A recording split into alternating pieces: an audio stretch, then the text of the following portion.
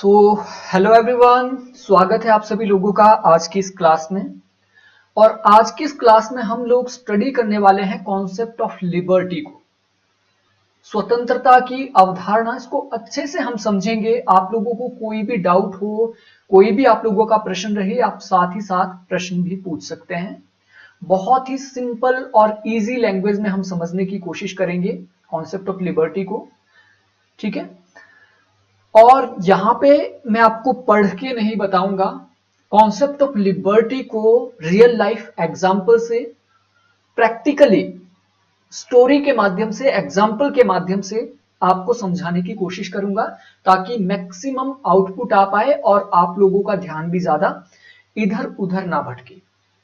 और ये सारी चीजें तो आपको, ये जो आप देख पा रहे हैं मेरे नोट्स हैं, ये सारी चीजें आपको किताबों में भी मिल जाएगी, नोट्स में भी मिल जाएगी, आप इसकी सेल्फ स्टडी भी कर सकते हैं। लेकिन मेरा जो यहाँ पे मकसद है वो आप लोगों को डिटेल में अच्छे तरीके से यहाँ पे कॉन्सेप्ट को समझाना रहेगा, ठीक है। तो कॉन्सेप्ट ऑफ लिबर्टी है, स्वतंत्रता क्या होता है, इसका अर्थ क्या होता है, बहुत सिंपल सी चीजें हैं, ठीक है। स्वतंत्रता का मतलब है जहां पे मनुष्य को स्वतंत्र माना जाए, मानवीय अस्तित्व का गुण माना जाता है स्वतंत्रता को, मानवीय अस्तित्व। तो अस्तित्ववाद भी एक अलग से आइडियोलॉजी है, उसके बारे में भी आपको आइडिया होना चाहिए कि अस्तित्ववाद क्या बोलता है, अस्तित्ववाद के साथ कौन कौन से थिंकर जुड़े हुए हैं, क्योंकि अक्सर यहां से प्रश्न पूछे जाते हैं।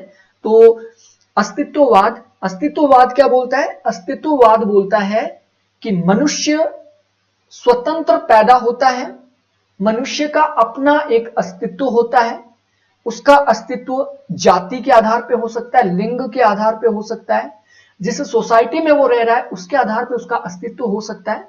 तो स्वतंत्रता को मानवीय अस्तित्व के तौर पे या मानवीय अस्तित्व के एक गुण के तौर पे माना जाता है। तो ये पहला अर्थ है स्वतंत्रता का, जहां पे बोला जाता है कि मनुष्य का अपना एक स्वतंत्र अस्तित्व होता है और उसकी रक्षा के लिए स्वतंत्रता दी जानी चाहिए। जैसे कि हमारा अस्तित्व है तो मेरा कुछ अस्तित्व है तो मैं सोच सकता हूं, चिंतन, मुझे भाषा और अभिव्यक्ति की स्वतंत्रता होनी चाहिए, धर्म और उपासना की स्वतंत्रता होनी चाहिए, क्योंकि मेरा अस्तित्व क्या है, इन कारकों के ऊपर डिपेंड है। हो सकता है मैं हिंदू धर्म से हूं तो मैं हिंदू धर्म के बारे में, उसकी उपासना में कर सकूं अपने, क्योंकि मेरा अस्तित्व उस धर्म से है, ठीक है। भाषा के आधार पे किसी का अस्तित्व, क्योंकि इंडिया में तो भाषा के आधार पे भी काफी ये सब चलता रहता है। तो पहला अर्थ हो गया अस्तित्ववाद के आधार पे स्वतंत्रता को समझना। और दूसरा है एक दशा। स्वतंत्रता क्या है? एक दशा है, जैसे काम करने की दशाएं होती है ना, ठीक है। तो स्वतंत्रता एक दशा है, यानी आप जिस स्टेट में रह रहे हैं वहां पे जो कानून होंगे, कानून की जो दशाएं होगी, कानून ऐसे होंगे कि वो आपको कंट्रोल ना करे, आपको वो कंट्रोल ना करे, कंट्रोल करे तो लिमिटेड करे, ऐसा नहीं कि अनुचित कंट्रोल आपके ऊपर लगाया। यानी स्वतंत्रता, पहला हमने देखा मानवीय अस्तित्व यानी इंटरनल लिबर्टी होनी चाहिए, और दूसरा है बाहरी स्वतंत्रता, यानी बाहरी दशाएं जो होती है आपके ऊपर अनुचित प्रतिबंध नहीं होने चाहिए, ठीक है। और जब भी हम बात करते हैं पॉलिटिकल साइंस की, तो पॉलिटिकल साइंस में बेसिकली हम मनुष्य की जो दशा है, स्वतंत्रता क्या है, मनुष्य की एक दशा, इसी के ऊपर ज्यादा फोकस किया जाता है, ठीक है। तो यहां पे देखिए आप, राजनीति सिद्धांत का मुख्य सरोकार क्या है? स्वतंत्रता की दशा से है। स्वतंत्रता की दशा से मतलब क्या है? राज्य द्वारा प्रदत्त सुविधाएं, जैसे कि कार्य की स्वतंत्रता, स्वतंत्रता में उत्पन्न चुनौतियों का निराकरण करना इत्यादि। जब टीएच ग्रीन को हम पढ़ते हैं तो टीएच ग्रीन क्या बोलते हैं? टीएच ग्रीन बोलते हैं राज्य मनुष्य के रास्ते में आने वाली बाधाओं को बाधित करता है, यानी मनुष्य की स्वतंत्रता के लिए जो खतरा बनती है बाधाएं, राज्य उसको खत्म करता है, यानी ऐसी दशा वो प्रदान करता है, ठीक है। तो यहां पे देखिए आप, टीएच ग्रीन के विचार ज्यादा सटीक यहां पे प्रतीत होते हैं। ग्रीन ने सकारात्मक स्वतंत्रता यानी पॉजिटिव लिबर्टी का समर्थन किया। और इन्होंने क्या कहा कि स्वतंत्रता का अर्थ केवल बाहरी बाधाओं से मुक्त होना नहीं है, बल्कि अपने जीवन के उद्देश्यों को पूरा करना और अपनी क्षमताओं का विकास करने की शक्ति है। अब देखिए, इन सारी डेफिनेशन पे जब आप जाओगे तो आपको कई थियरी को समझना पड़ेगा, आइडियोलॉजी को समझना पड़ेगा, क्योंकि इंटरमिक्स है सारी चीजें। आप स्वतंत्रता को अलग से नहीं देख सकते कि आप सोचोगे कि स्वतंत्रता को अलग से पढ़ लिया काम हो गया, ऐसा नहीं होगा। देखिए, साधारणतः स्वतंत्रता की मांग का आधार क्या है? मनुष्य विवेकशील प्राणी होता है। मनुष्य विवेकशील प्राणी होता है, उसके अंदर विवेक है, उसके अंदर रैशनैलिटी है, वो अपना अच्छा भला बुरा समझ सकता है और उसके हिसाब से ही वो काम करता है। और ये बेसिक अजम्पशन जब आप यहां पे देखोगे, ये बेसिक अजम्पशन किस चीज की है? लिबरलिज्म की। और लिबरलिज्म से ही स्वतंत्रता की अवधारणा राजनीति सिद्धांत में या फिर राजनीति शास्त्र में हम लोग पढ़ते हैं। ठीक है, जॉन लॉक को उदारवाद का पिता कहा जाता है। डेफिनेटली जॉन लॉक से ही स्वतंत्रता की जो अवधारणा है उसका विकास होना शुरू हुआ। ये सारी चीजें आप पढ़ सकते हैं, इसको इसमें हम नहीं जाएंगे। मेनली हमारा जो मकसद है उसको हम लोग यहां पे कवर करेंगे। ये सारी चीजें देखिए रटने वाली है कि एल.टी. हॉबहाउस की कौन सी किताब है? The element of social justice. तो ये भी आपको क्या है, किताबों का भी आप लोगों को पता होना चाहिए, क्योंकि डायरेक्टली क्वेश्चन पूछे जाते हैं किताबों से। इंपॉर्टेंट पॉइंट्स आपके सामने कवर करूंगा और जो हमारा मेन मकसद है इस लेक्चर का वो आगे आपको मैं बताऊंगा। ठीक है, हॉब्स की किताब है लेवियाथन। इसमें निरंकुश राजा का विचार इन्होंने दिया है और सारी की सारी सत्ता राजा को देने की कोशिश की है और इसमें व्यक्ति की स्वतंत्रता को काफी ज्यादा सीमित कर दिया है। तो क्वेश्चन अगर आपसे पूछा जाए कि जॉन लॉक का स्वतंत्रता के ऊपर क्या विचार है, या फिर इससे पहले भी यूनानी चिंतकों का क्या है, मैकियावेली का क्या है, जब तक आपको ये चीजें आप कोरिलेट नहीं कर पा रहे हैं, एक दूसरे के साथ कनेक्शन नहीं बना पा रहे हैं, तब तक आप ये समझिए कि आप अभी थियरी में बिल्कुल भी स्ट्रांग नहीं है या फिर बेसिक लेवल के हैं। अभी मैं क्वेश्चन पूछूं कि हीगल का स्वतंत्रता के ऊपर क्या विचार है, आपके दिमाग में क्या चीज आ रही है, क्या बातें आपके दिमाग में आ रही है? क्या आप सोच पा रहे हैं कि हीगल क्या बोलता है? कार्ल मार्क्स ने स्वतंत्रता पे क्या विचार दिए हैं? जेएस मिल ने क्या विचार दिए हैं? आइजिया बर्लिन के क्या है? फ्रीडमैन के क्या है? रॉबर्ट नोजिक के क्या है? जॉन रॉल्स के क्या है? ये जितने भी हमारे थिंकर्स हैं, जब तक आपके दिमाग में बिल्कुल क्लियरिटी नहीं आएगी स्वतंत्रता के बारे में इनके क्या विचार है, तब तक आपका ये जो कॉन्सेप्ट है लिबर्टी का, स्वतंत्रता की अवधारणा, ये क्लियर नहीं होगी। तो ये चीज आपने बिल्कुल अपने दिमाग में रखना है। ठीक है, तो हॉब्स ने क्या है, बिल्कुल ही सीमित कर दी थी स्वतंत्रता। इसके विपरीत जॉन लॉक और जेएस मिल जैसे विचारक ये तर्क देते हैं कि व्यक्ति की स्वतंत्रता को सार्थक बनाने के लिए राज्य की सत्ता को सीमित किया जाना चाहिए। लॉक पहले ऐसे चिंतक है जिन्हें कहा जाता है कि क्रांतियों के जनक है। जॉन लॉक को फादर ऑफ रेवोल्यूशन कहा जाता है, क्योंकि जॉन लॉक ने कहा था अगर राज्य संपत्ति जीवन और स्वतंत्रता की रक्षा नहीं कर सकता है, स्वतंत्रता यहां पे इंपॉर्टेंट है क्योंकि प्राकृतिक अधिकार तीनों माने गए, अगर इन तीनों की रक्षा नहीं करते तो आप क्रांति कर सकते हैं। ठीक है, यानी लिमिटेड गवर्नमेंट की बात की थी, कॉन्स्टिट्यूशनल गवर्नमेंट की बात की थी जॉन लॉक ने। वैसे ही जेएस मिल ने दो विचार दिए थे। क्या दिए थे? दो प्रकार की स्वतंत्रता की बात की थी, सेल्फ रिलेटेड अपने से संबंधित स्वतंत्रता और अदर रिगार्डिंग दूसरों से संबंधित स्वतंत्रता। जेएस मिल कहते हैं कि अपने क्षेत्र में सेल्फ रिगार्डिंग अपने से रिलेटेड जो स्वतंत्रता है, जैसे भाषा और अभिव्यक्ति की स्वतंत्रता है, उपासना की स्वतंत्रता है, या अपने तक जो सीमित होती है, उसमें बिल्कुल खुला छोड़ दो, व्यक्तियों को बिल्कुल खुला छोड़ दो। इसलिए कहीं ना कहीं जेएस मिल को नेगेटिव लिबर्टी का समर्थक भी माना जाता है ज्यादातर तौर पर। लेकिन साथ में इन्होंने पॉजिटिव लिबर्टी की भी बात की। पॉजिटिव लिबर्टी की बात इनकी कहां पे आती है? जहां पे ये बात करते हैं अदर रिगार्डिंग। एक एग्जाम्पल है, बहुत ही सिंपल सा एग्जाम्पल है। जेएस मिल ने कहा था आप हाथ फैलाने के लिए बिल्कुल स्वतंत्र है, क्योंकि आप हाथ फैला रहे हैं, आपकी पर्सनल लिबर्टी है, लेकिन वहां तक जहां तक दूसरों की नाक ना आए। दूसरों की नाक में अगर आपका हाथ लग रहा है तो आपकी स्वतंत्रता छीनी जा सकती है। ये मोस्ट इंपॉर्टेंट यहां पे जेम्स मिल का, जॉन लॉक का भी आपको समझ आ गया, हॉब्स क्या बोलते हैं वो भी आपको समझ आ गया। और एलटी हॉब हाउस से पहले भी क्वेश्चन पूछा गया है, ये कोटेशन आप याद रखिए। एलटी हॉब हाउस कहते हैं एक व्यक्ति की निरंकुश स्वतंत्रता का अर्थ होगा कि बाकी सब घोर पराधीनता की बेड़ियों में जकड़े जाएंगे।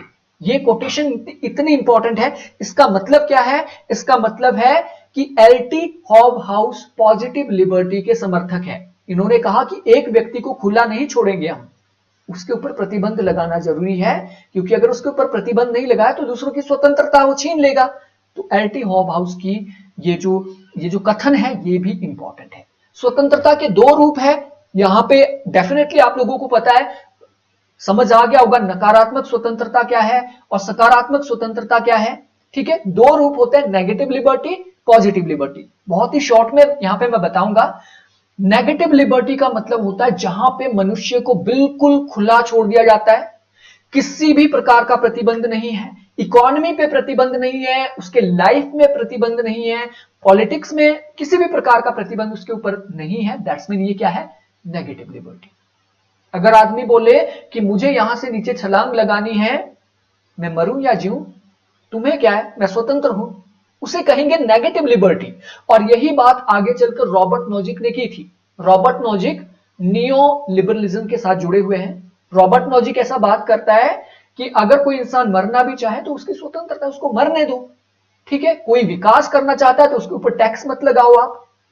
नेगेटिव लिबर्टी जॉन लॉक से शुरू होती है। जॉन लॉक ने क्या कहा था कि मनुष्य का जीवन, मनुष्य की संपत्ति और मनुष्य का स्वतंत्रता ये प्राकृतिक है, इसके ऊपर किसी भी प्रकार का हस्तक्षेप नहीं होना चाहिए।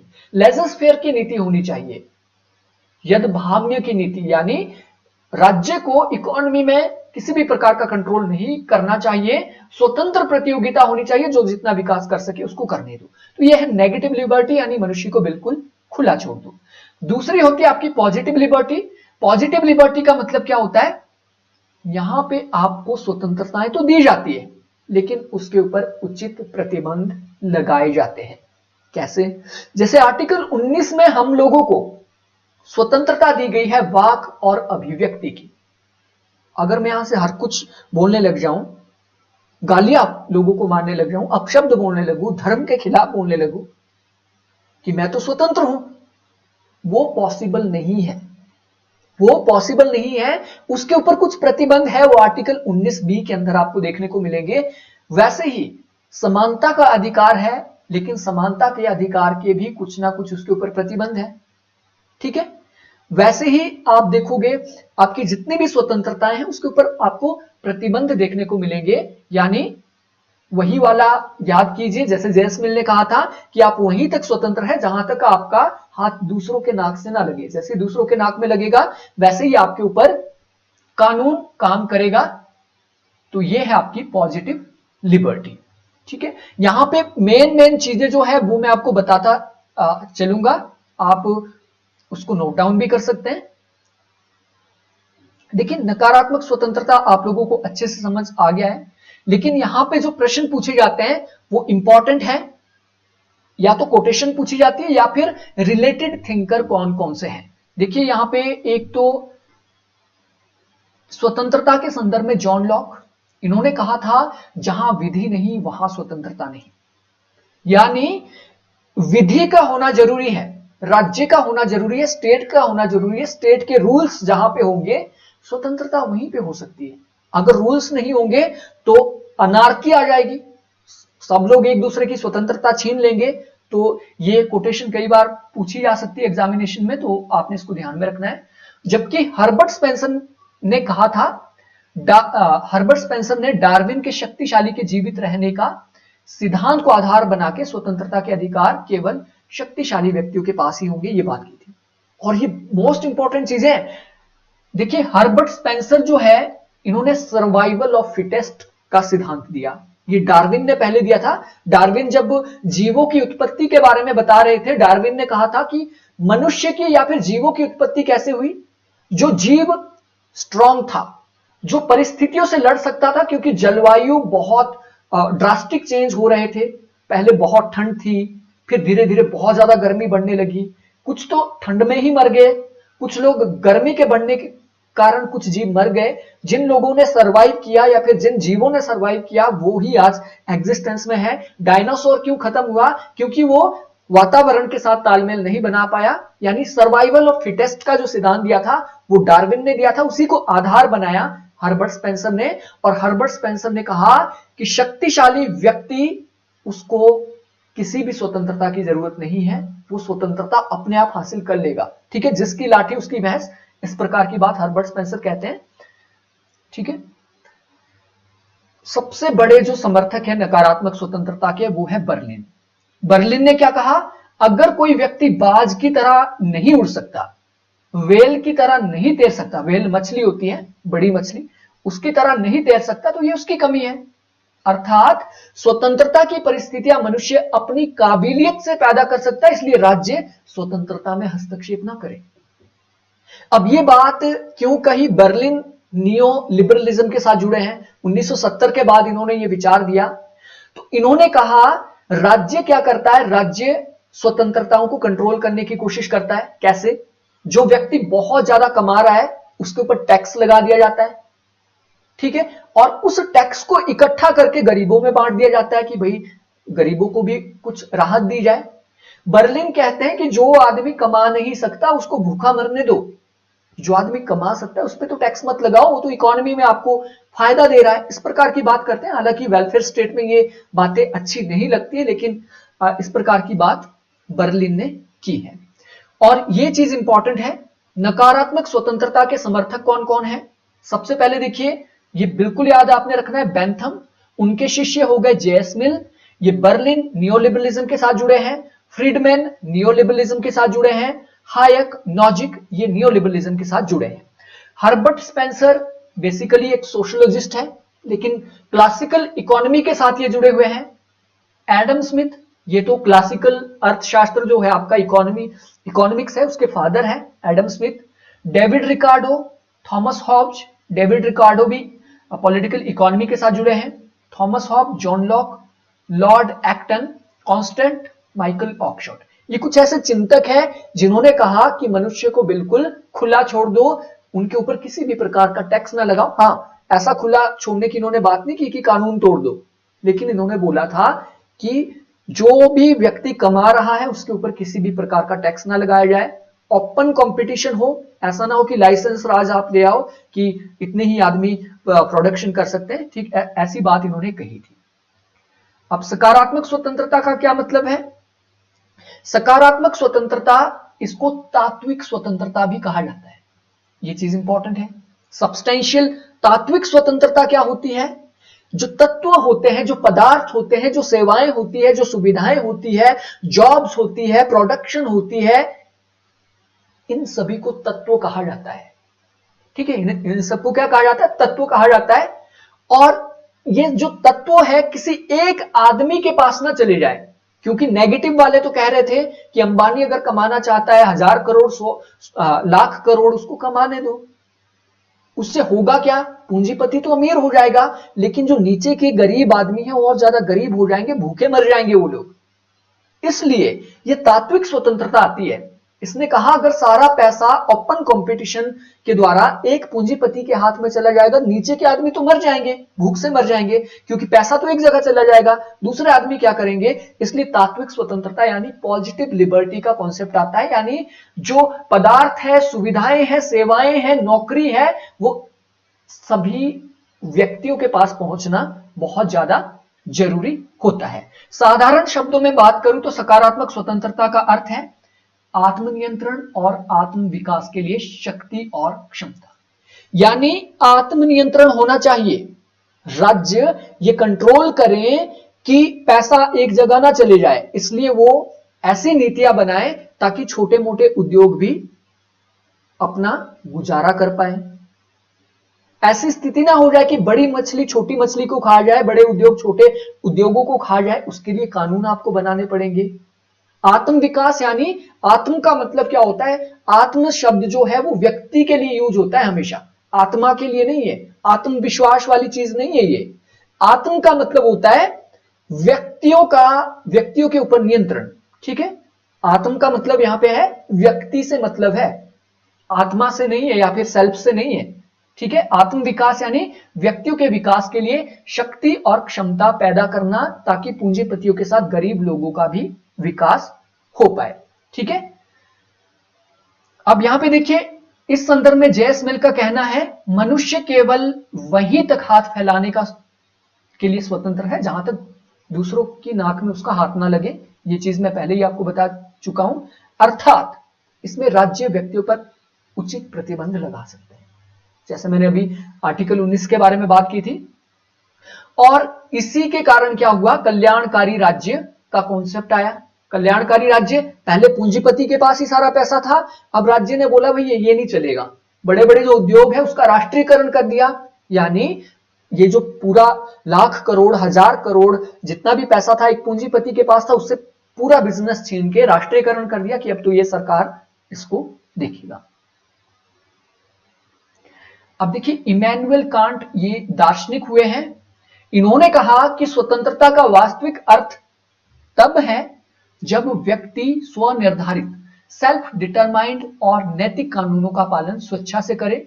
उनके अनुसार स्वतंत्रता का अर्थ है आवश्यकता के भीतर स्वेच्छा से नैतिक कानूनों का पालन करना, यानी अपने द्वारा बनाए गए कानूनों का, नैतिक कानूनों का जब हम इस्तेमाल करते हैं, उसके अंतर्गत हम चलते हैं, तो उसे इन्होंने कहा स्वतंत्रता। अब ये चीज भी इंपॉर्टेंट है, कौन कौन समर्थक है सकारात्मक स्वतंत्रता के। अक्सर ये प्रश्न पूछा जाता है, 4 ऑप्शन दिए होंगे उसमें से एक नहीं होगा। रूसो पॉजिटिव लिबर्टी की बात करते हैं। इमैनुअल कांट, जैसा कि अभी इन्होंने बात किया, अभी हमने इनकी कोटेशन देखी। टीएच ग्रीन तो सबसे बड़े समर्थक है।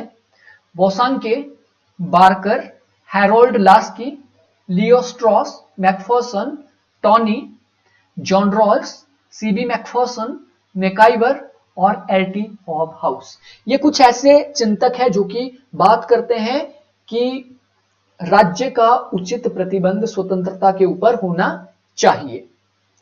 अब स्वतंत्रता के कई पक्ष हैं, इसमें बहुत ज्यादा हम नहीं जाएंगे इसको, क्योंकि आप लोगों ने पहले भी अच्छे से पढ़ा होगा।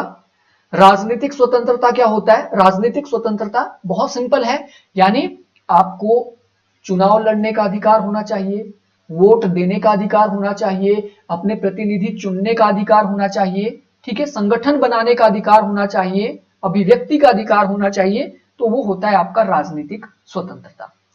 इनर फ्रीडम, आंतरिक स्वतंत्रता, तो आंतरिक यानी आप अपने व्यक्तित्व का विकास करने के लिए स्वतंत्र होने चाहिए। उसके लिए एजुकेशन आपको मिलनी चाहिए, उसके लिए आप बिल्कुल स्वतंत्र है, आप जैसी भी एजुकेशन लेना चाहो आप ले सकते हैं। आप अपने आप को प्योर करना चाहते हैं रिलीजन के माध्यम से, तो धर्म की स्वतंत्रता होनी चाहिए।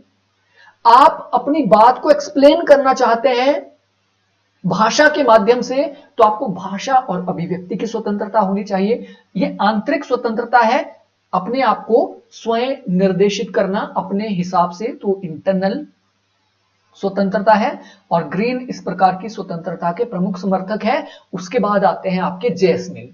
2 चिंतक ऐसे हैं जिन्होंने इंटरनल लिबर्टी की बात की थी। ये अगला देखिए, क्षमता रूपी स्वतंत्रता, और कई बार डायरेक्ट मैच करने के लिए आ जाता है कि इसके साथ कौन से थिंकर जुड़े हैं। डेवलपमेंट एज फ्रीडम, ये किताब अमर्त्य सेन ने लिखी थी, भारत के इकोनॉमिस्ट हैं, नोबेल प्राइज विजेता अमर्त्य सेन, ठीक है। अमर्त्य सेन ने डेवलपमेंट एज फ्रीडम का सिद्धांत दिया, क्षमता रूपी स्वतंत्रता। अब देखिए इसका मतलब क्या है? इसका मतलब है कि स्वतंत्रता व्यक्ति की कार्य क्षमता पर निर्भर है, दूसरों के हस्तक्षेप से इसका कोई भी लेना देना नहीं है। अब ये कैसे? डेवलपमेंट एज फ्रीडम कैसे है? क्षमता रूपी स्वतंत्रता कैसे है? फॉर एग्जाम्पल, आपको यह स्वतंत्रता दी गई है कि आप पैदल ना चलकर गाड़ी में चल सकते हैं। स्वतंत्रता दी गई आपको, आप कहां 50 किलोमीटर 100 किलोमीटर पैदल चलेंगे, आपको स्वतंत्रता है, आप बस ले लीजिए, आप ट्रेन ले लीजिए, आप हवाई जहाज में जाइए। लेकिन अगर आपके पास क्षमता ही नहीं होगी तो काहे की फ्रीडम? आपके पास ये फ्रीडम है कि आप अपना प्रतिनिधि चुन सकते हैं, लेकिन आपकी क्षमता चप्पल खरीदने की नहीं है। आप कहां सोचेंगे? आपके पास क्षमता ही नहीं है। आपके पास बड़े बड़े मॉल है, सिनेमा घर है, आप स्वतंत्र हैं वहां पे जाने के लिए, खरीदारी करने के लिए, लेकिन आपके पास पैसे ही नहीं है, आपके पास क्षमता ही नहीं है, तो काहे की स्वतंत्रता? आप तो स्वतंत्र होकर भी गुलाम हैं क्योंकि आपके पास क्षमता नहीं है। तो यह है डेवलपमेंट एज फ्रीडम का सिद्धांत अमर्त्य सेन का। यानी स्वतंत्रताएं तो समाज में होती है, लेकिन आप तब तक उनका उपभोग नहीं कर सकते जब तक आपके पास कैपेसिटी नहीं हो, आपके पास क्षमता नहीं हो। ठीक है, यानी अगर आपको स्वतंत्रता समाज में वास्तविक तौर पे देना है तो उनकी जो क्षमता है उसमें विकास आप लोगों को करना पड़ेगा। अगला देखिए, आर्थिक स्वतंत्रता, इकोनॉमिक फ्रीडम। तो इकोनॉमिक फ्रीडम बिल्कुल सिंपल है। इकोनॉमिक फ्रीडम में क्या क्या चीजें आएगी कि व्यक्ति, समाज या राष्ट्र को अपनी आर्थिक गतिविधियों, यानी आर्थिक स्वतंत्रता में उत्पादन का अधिकार होगा। आप चाहो तो वीडियो कंटेंट बनाओ, आप चाहो तो घर में सब्जी उगाओ, आप चाहो तो कोई व्यापार करो, कोई भी उत्पादन करो, आप खनिज उत्पादन निकालो, आप कोई व्यापार करो। आर्थिक स्वतंत्रता है, आप कोई भी रोजगार कर सकते हैं। संपत्ति आपने अच्छे तरीके से अगर एक्वायर की है तो किसी भी प्रकार की बाधा उसमें नहीं स्टेट डालेगा, आप आत्मनिर्भर बन सकते हैं। ठीक है, तो आर्थिक स्वतंत्रता बहुत सिंपल है, यानी कार्य करने की स्वतंत्रता है, रोजगार की स्वतंत्रता है, आप उसमें फ्री हमेशा रहोगे।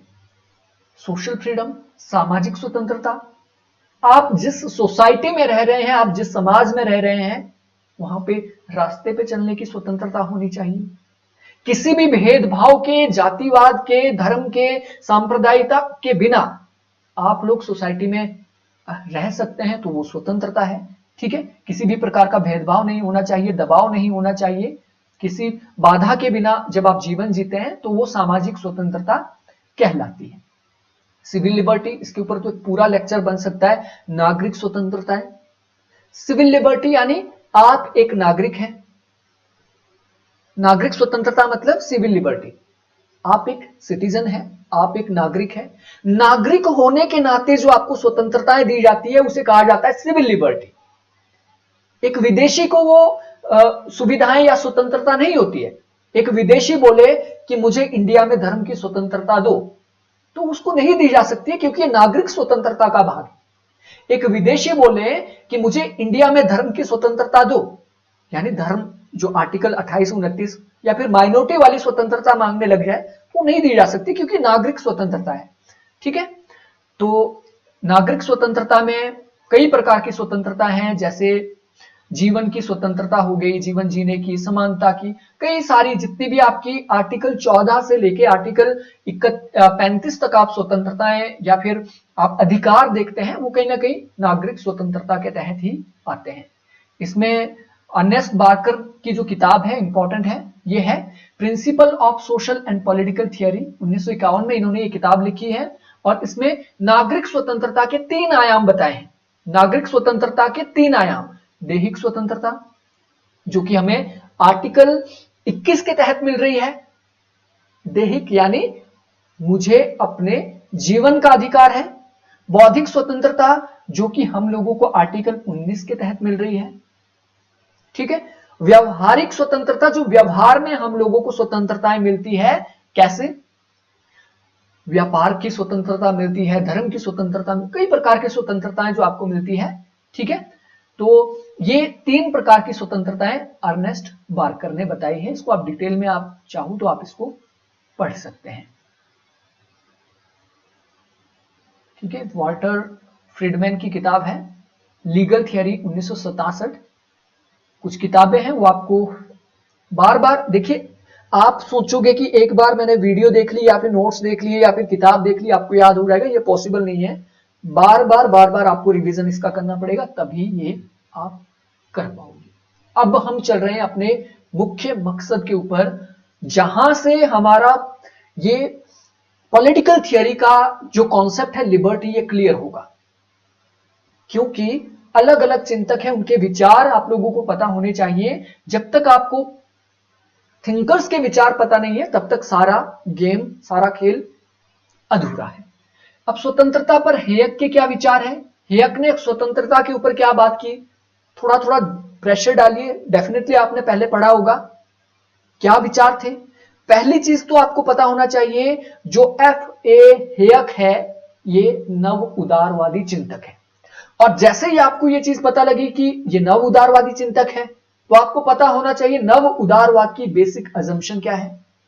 नव उदारवाद की बेसिक अजम्पशन है मनुष्य को स्वतंत्र छोड़ दो, मनुष्य के ऊपर प्रतिबंध कम से कम हो, मनुष्य के ऊपर टैक्स नहीं लगना चाहिए क्योंकि उसने अपनी मेहनत से वो कमाया है। और राज्य जो है वो सिर्फ कानून तक सीमित है, यानी लेजस फेयर की नीति अपनाई जाएगी।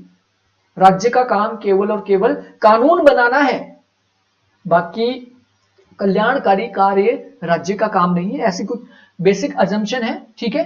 तो अब देखिए यहां पे इंपॉर्टेंट चीज क्या है। हेयक का कथन है कि स्वतंत्रता का ध्येय समाज की प्रगति है, ना कि व्यक्ति का कल्याण। आप कल्याणकारी राज्य की बात ना करें, स्वतंत्रता का मतलब है समाज की प्रगति, राज्य की प्रगति।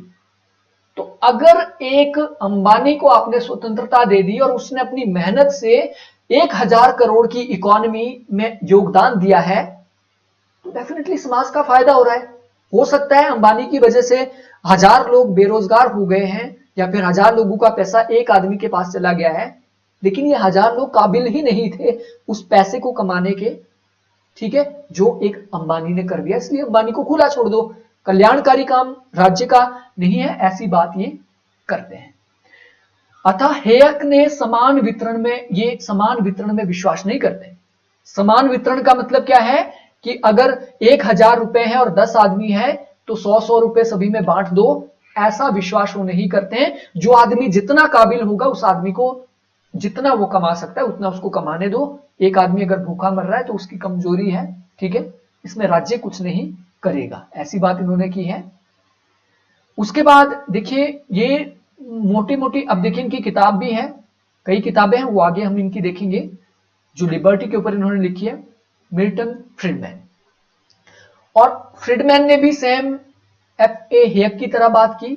अहस्तक्षेप मूलक उदारवाद के ये प्रबल समर्थक है, यानी राज्य को इकोनॉमी में या व्यक्तिगत क्षेत्र में किसी भी प्रकार का हस्तक्षेप नहीं करना चाहिए, मिल्टन फ्रीडमैन ने बात की है। और पूंजीवाद और स्वतंत्रता, ये इंपॉर्टेंट चीज है। इन्होंने पूंजीवाद को स्वतंत्रता के लिए इंपॉर्टेंट माना। कैपिटलिज्म एंड फ्रीडम इनकी किताब है, 1962 में ये किताब इन्होंने लिखी है। अब देखिए कैसे ये कह रहे हैं कि पूंजीवाद के बिना स्वतंत्रता हो ही नहीं सकती है, वो इनका पॉइंट ऑफ व्यू आप समझ लीजिए। पहले देखिए जो कल्याणकारी राज्य होता है उसमें क्या होता है, कल्याणकारी राज्य में यानी जितने भी बड़े बड़े उद्योग होंगे, धंधे होंगे, इकोनॉमी होगी, वो राज्य के पास होती है। कल्याणकारी राज्य में उसको वो लोगों में बांट भी सकता है। जस्ट ओके, ठीक है, बहुत सिंपल है ये। जो कल्याणकारी राज्य होता है उसमें क्या होता है, उसमें जितना भी पैसा होता है, जितना भी धन होता है, वो सारा राज्य के पास होता है। इसके साथ साथ जो पॉलिटिकल पावर होती है, कानून व्यवस्था की पावर होती है, वो भी राज्य के पास होती है। एक तो इकोनॉमी राज्य के पास है, दूसरा उसके पास कानून व्यवस्था भी उसके हाथ में है, सिस्टम भी उसके हाथ में है। और जहां पे कानून व्यवस्था इकोनॉमी एक ही आदमी के हाथ में चली जाए, उसे कहा जाता है तानाशाह, उसे कहा जाता है अथॉरिटेटिव। फ्रीडमैन ने यह विचार दिया क्योंकि कल्याणकारी राज्य में economic power, political power, legal power सारी की सारी राज्य के हाथ में चली जाती है, इसलिए राज्य तानाशाह बन जाता है। और जहां पे तानाशाही होती है वहां पे स्वतंत्रता नहीं हो सकती है। इसलिए फ्रीडमैन ने कहा कि 3 अलग अलग संस्थाएं होनी चाहिए। एक राज्य जो कि कानून व्यवस्था देखेगा, दूसरा आपका होना चाहिए सिविल सोसाइटी, जो कि कल्याणकारी काम देखेगा, क्योंकि सिविल सोसाइटी ही बेसिकली लोगों की नीड के ऊपर काम करती है, लोगों के कल्याण का काम कर सकती है। और तीसरा होगा बाजार, और बाजार देखेगा इकोनॉमी। और ये तीनों जब अलग अलग होगा, एक दूसरे में हस्तक्षेप नहीं करेगा, तो अथॉरिटेटिव स्टेट नहीं हो सकता है। यहां से इन्होंने कहा कैपिटलिज्म एंड फ्रीडम, यानी कैपिटलिज्म के बिना फ्रीडम पॉसिबल नहीं है। ये फ्रीडमैन के विचार हैं। पूरा का पूरा सारांश मैंने आपको यहां पे बता दिया है। आइजिया बर्लिन के विचार, ये कई बार एग्जामिनेशन में पूछा जाता है या फिर इनकी किताबें पूछी जाती है। आइजिया बर्लिन की जो बेसिक अजम्पशन है, डेफिनेटली ये नियो लिबरलिज्म के साथ जुड़े हैं, तो डेफिनेटली ये नकारात्मक स्वतंत्रता के ज्यादा समर्थक है। ठीक है, देखिए इन्होंने दो रूपों की बात की है जो डेफिनेटली हम लोगों को पता है। इन्होंने नेगेटिव लिबर्टी और पॉजिटिव लिबर्टी दोनों की बात की है, और बर्लिन ने इन दोनों अवधारणाओं को अपनी प्रसिद्ध जो कृति है इनकी टू कॉन्सेप्ट ऑफ लिबर्टी 1958 में विस्तृत रूप से समझाया है। इनकी किताब है टू कॉन्सेप्ट ऑफ लिबर्टी। पहला कॉन्सेप्ट है नेगेटिव लिबर्टी और दूसरा कॉन्सेप्ट है पॉजिटिव लिबर्टी। और इन्होंने क्या है, नेगेटिव लिबर्टी का समर्थन किया है। बर्लिन के अनुसार राज्य केवल व्यक्ति की नकारात्मक स्वतंत्रता की रक्षा कर सकता है, सकारात्मक स्वतंत्रता की रक्षा करना राज्य के कार्यक्षेत्र में नहीं आता है। नकारात्मक स्वतंत्रता की रक्षा कैसे करना, कि राज्य डाकुओं से पूंजीपति को बचाए, राज्य कानून व्यवस्था बनाए रखे, ऐसा नहीं कि कोई आए और उसकी संपत्ति को छीन ले, उसकी स्वतंत्रता को छीन ले। यानी राज्य केवल और केवल नेगेटिव लिबर्टी की क्या करेगा, रक्षा करेगा। पॉजिटिव लिबर्टी यानी कल्याणकारी कार्य राज्य नहीं करेगा, ऐसा कहना है बर्लिन का। बर्लिन के अनुसार नकारात्मक स्वतंत्रता का अर्थ है व्यक्ति को अपने विवेक के अनुसार अपना रास्ता चुनने से ना रोका जाए। मैं चाहूं तो प्रोफेसर बनूं, मैं चाहूं तो पकौड़े बेचूं, मुझे ना रोके सरकार, इस प्रकार की बात ये करते हैं। अब देखिए इनकी फेमस जो कोटेशन है हमने पहले भी देख ली है, यदि कोई व्यक्ति आजाद पंछी की तरह पंख फैलाकर नहीं उड़ सकता या मछली की तरह नहीं तैर सकता तो उसकी कमी है।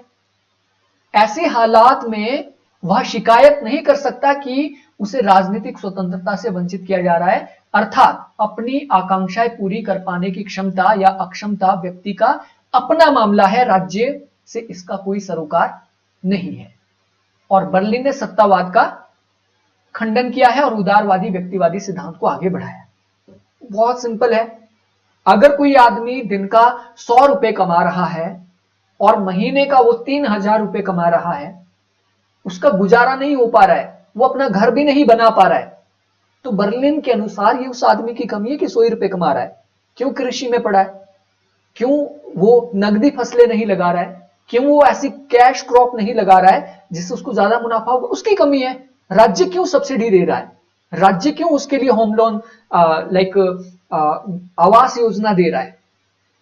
हालांकि ये बातें कल्याणकारी राज्य में सही नहीं है, लेकिन बर्लिन का यही विचार है। और ये जो चीज है, जब तक आपको ये कॉन्सेप्ट क्लियर नहीं हुए तब तक आपका स्वतंत्रता की अवधारणा इनकम्प्लीट है। यूनानी विचारक क्या बोलते हैं, मध्यकाल वाले विचारक क्या बोलते हैं, या आधुनिक विचारकों के क्या विचार है स्वतंत्रता के ऊपर, ये आपके दिमाग में बिल्कुल क्लियर होना जरूरी है और इसको क्लियर करने की हम कोशिश करेंगे। सबसे पहले देखिए यूनानी चिंतक सुकरात से शुरू करते हैं।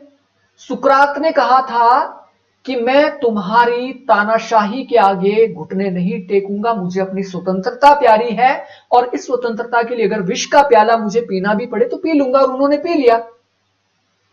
उस दौरान हुआ क्या था, लोकतंत्र आया था यूनान के अंदर, एथेंस के अंदर लोकतंत्र आया था। और लोकतंत्र में जिसकी भीड़ तंत्र है, अज्ञानियों का शासन है सुकरात के अनुसार, उन लोगों ने जो सुकरात कह रहा था ईश्वर के बारे में उस दौरान, स्वतंत्रता के बारे में, वो एक्सेप्ट नहीं किया। तो उसने बोला मुझे अपनी स्वतंत्रता प्यारी है, मैं विष का प्याला पी लूंगा लेकिन आपके आगे नहीं झुकूंगा। ठीक है, तो स्वतंत्रता के बारे में सुकरात। प्लेटो और एरिस्टोटल के विचारों को हम देखें तो ये नैतिकवादी चिंतक है।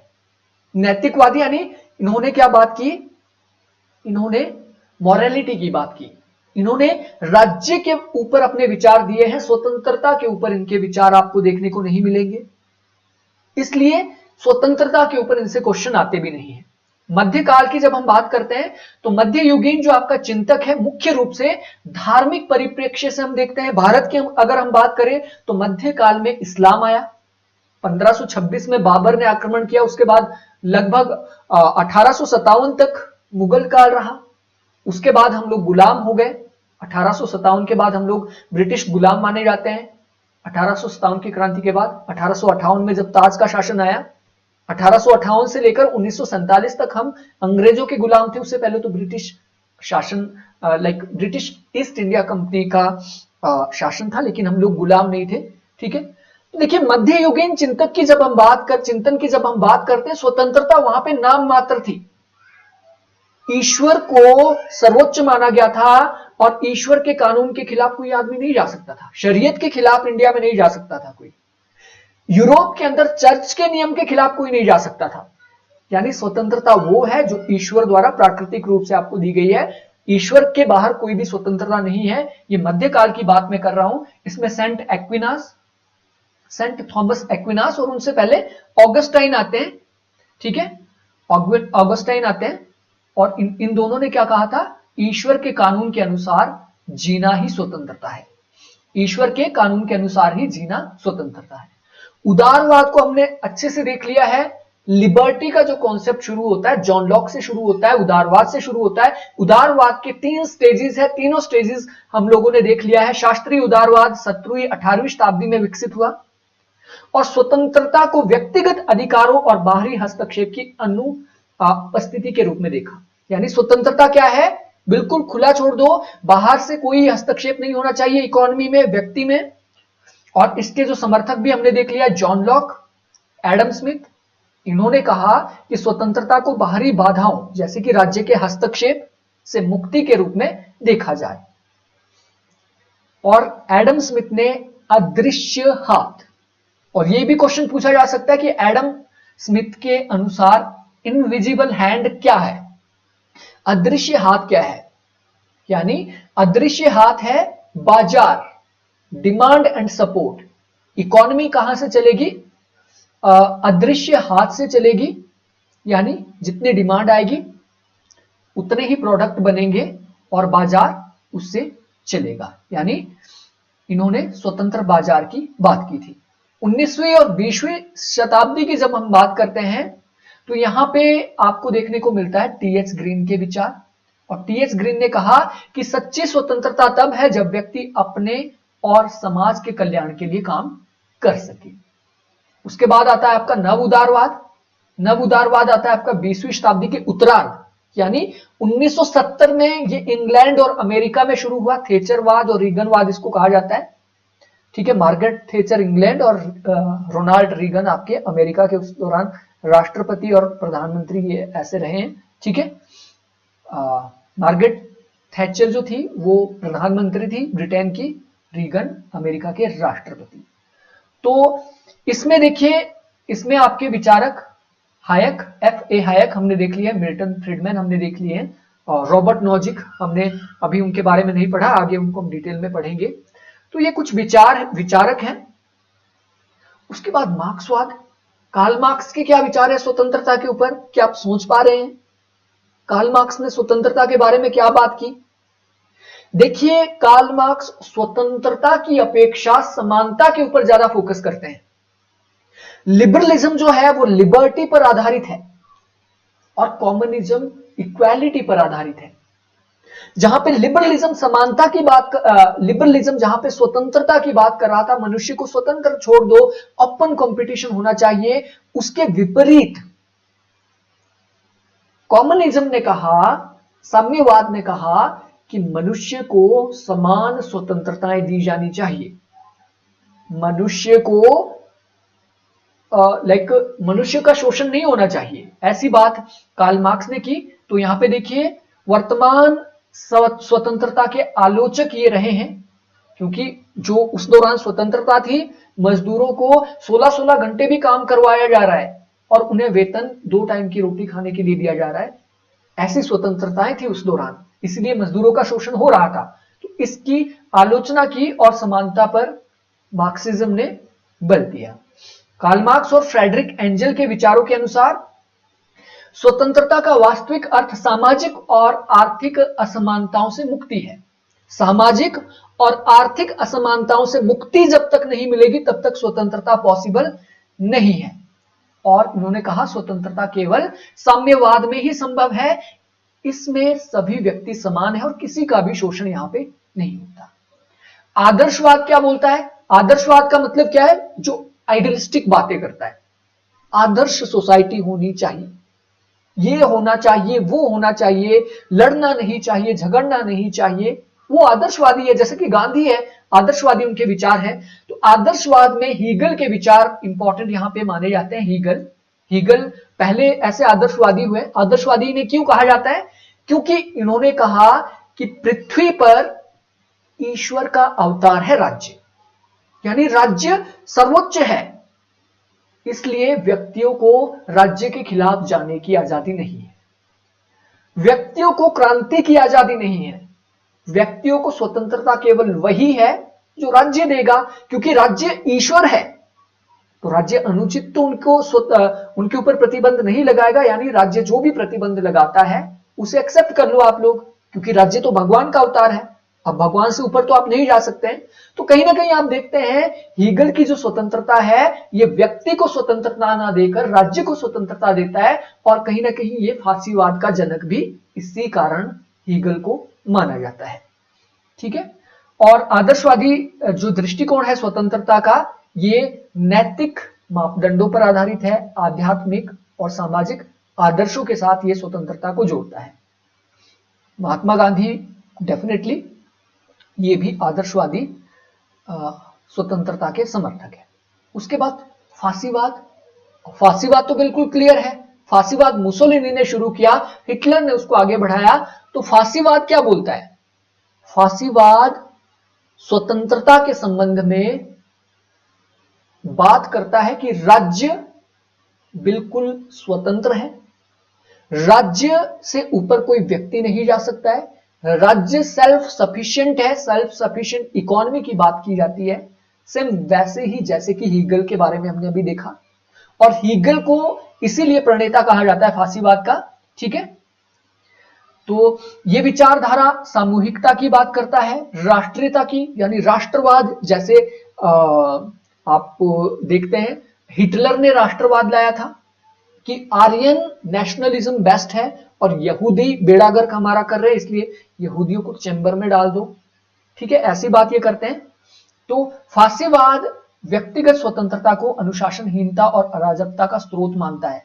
अगर हम व्यक्ति को, यहां देखिए व्यक्तिगत स्वतंत्रता को किसका स्रोत मानता है? अनुशासनहीनता। अगर हम व्यक्ति को स्वतंत्र कर देंगे, उसे अभिव्यक्ति की स्वतंत्रता दे देंगे, राज्य के खिलाफ बोलने लगेगा, अनुशासनहीनता करने लगेगा, या कोई भी काम कर सकता है, तो ये बिल्कुल भी स्वतंत्रता देने के पक्ष में नहीं है। ठीक है। और बेनिटो मुसोलिनी कहा, इटली के फासीवादी नेता है, इन्होंने कहा था सभी कुछ राज्य में है और राज्य के बाहर कुछ भी नहीं है। जितनी भी स्वतंत्रता है राज्य ही देता है, राज्य के अंदर ही, राज्य के बाहर आपको कुछ भी नहीं मिल सकता है।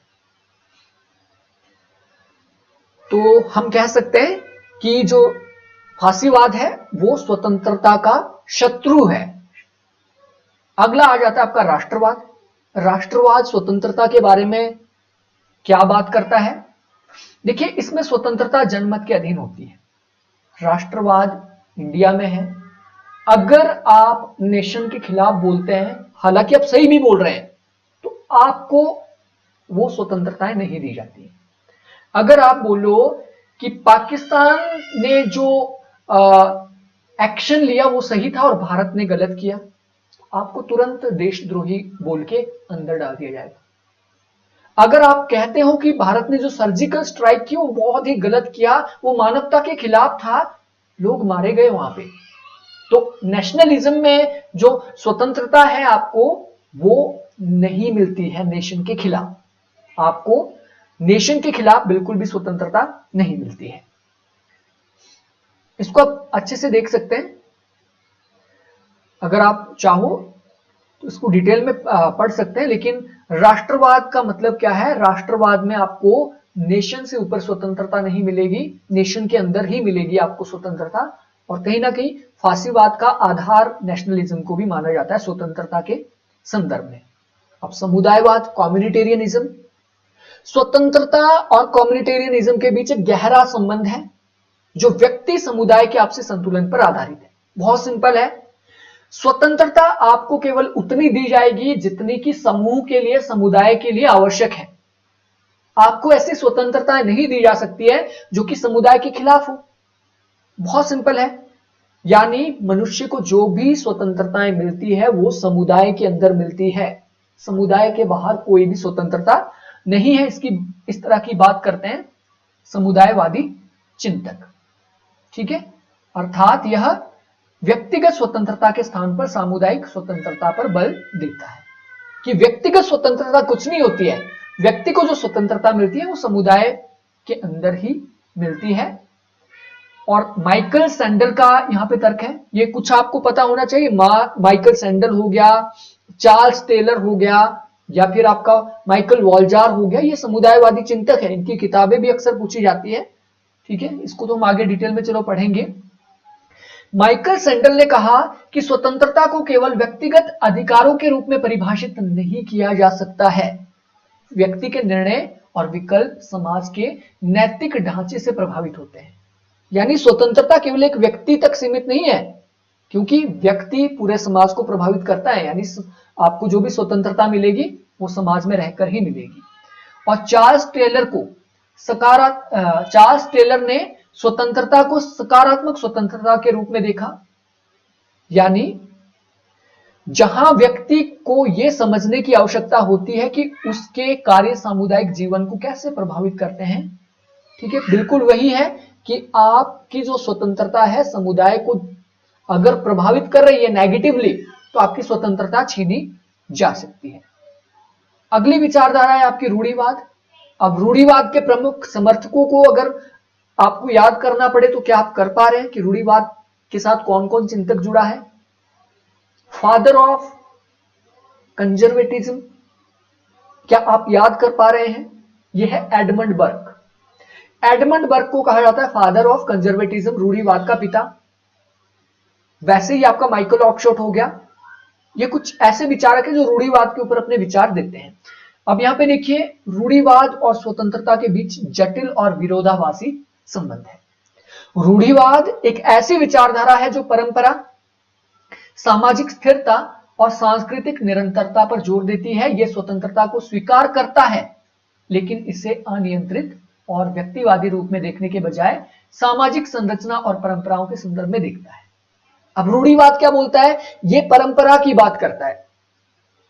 अगर आप रूढ़िवादी समाज में यह बात करो कि ये जो नियम बनाए गए हैं, धार्मिक नियम बनाए गए हैं, मैं इसको नहीं मानता हूं, मैं स्वतंत्र हूं, मुस्लिम समाज आपके लिए फतवा जारी कर सकता है, करता है। इंडिया में आपने देखा होगा, रियल लाइफ एग्जांपल है। अगर कोई आदमी इस्लाम के खिलाफ मुस्लिम होकर अपना बयान देता है तो फतवा जारी कर दिया जाता है उसके खिलाफ। यानी ये रूढ़िवाद, धर्म जितने भी हैं सभी रूढ़िवाद से प्रेरित हैं। अगर आप कहो कि मैं गीता को नहीं मानता हूं, तो यह कहा जाएगा कि आप रियल सनातनी नहीं है। ठीक है, और अगर आप हिंदू धर्म के खिलाफ कुछ बोलते हैं हिंदू होकर, तो आपके ऊपर भी कार्रवाई हो सकती है, भावनाओं को भड़काने वाली इस तरीके की। तो रूढ़िवाद में ये सारी चीजें चलती हैं। तो साधारण शब्दों में अगर मैं कहूं, रूढ़िवाद स्वतंत्रता को तो स्वीकार करता है, लेकिन इसे संयमित और सामाजिक रूप से जिम्मेदार तरीके से परिभाषित करता है। यानी आपको स्वतंत्रता है, लेकिन अगर आप समाज के खिलाफ जाओगे, धर्म के खिलाफ जाओगे, इतिहास के खिलाफ अगर कोई बात करोगे, तो आपको वो स्वतंत्रता नहीं है। और रूढ़िवाद जो है, रूढ़िवाद का स्वतंत्रता पर दृष्टिकोण अधिकतर प्रतिबंधों की पैरवी करता है, यानी प्रतिबंध मनुष्य पर लगाए जाना उचित है। तो ये हमने स्वतंत्रता को समझने की कोशिश की, लेकिन यहीं पे काम खत्म नहीं हो जाता है आपका। कि हमने ये कॉन्सेप्ट पढ़ लिए जी, नेगेटिव लिबर्टी, पॉजिटिव लिबर्टी, हेयत के विचार, फ्रीडमैन के विचार, और यहाँ पे आपका काम खत्म हो गया, ऐसा नहीं है। अब मैं आपको सजेस्ट करूंगा पीवाईक्यू आपने देख लेना है, पीवाईक्यू में किस प्रकार के क्वेश्चन पूछे गए हैं लिबर्टी के ऊपर। हालांकि वन लाइनर में मैंने सारे कवर किए हैं, जितने भी इंपॉर्टेंट क्वेश्चंस हैं जो कि पूछे जा सकते हैं, वहां पे भी आप इसको देख सकते हैं। नोट्स के अंदर भी काफी कुछ चीजें कॉन्सेप्चुअली कवर हुई है, लेकिन फैक्चुअली कवर नहीं हुई है, यानी फैक्ट्स आपको देखने पड़ेंगे। पहला, बुक्स, लिबर्टी के ऊपर बुक्स जो लिखी गई है। दूसरा, पीवाईक्यू में जो क्वेश्चन आए हैं उसको आपको देखना पड़ेगा, उसका संदर्भ देखना पड़ेगा कि कैसे क्वेश्चंस पूछे गए थे। और तीसरा है आपका थियरी, लिबर्टी के ऊपर कौन कौन सी थियरी दी है। रॉबर्ट नोजिक की थियरी देखना जरूरी है, अमर्त्य सेन की तो हमने देख ली है, फ्रीडमैन की देख ली है। थियरी और कौन कौन सी है, अगर उसको भी आप देखोगे तभी कंप्लीटली हम ये कह सकते हैं कि आपने स्वतंत्रता का पूरा कॉन्सेप्ट पढ़ लिया है। बुक्स जो है वन लाइनर में है, पीवाईक्यू वन लाइनर में है, ऑलमोस्ट थियरी भी है, ठीक है। अलग अलग थियरी, एंटाइटलमेंट थियरी हो गई जैसे, ठीक है, जस्टिस की एंटाइटलमेंट थियरी है तो कहीं ना कहीं स्वतंत्रता में भी आ जाती है, जॉन रॉल की थियरी हो गई।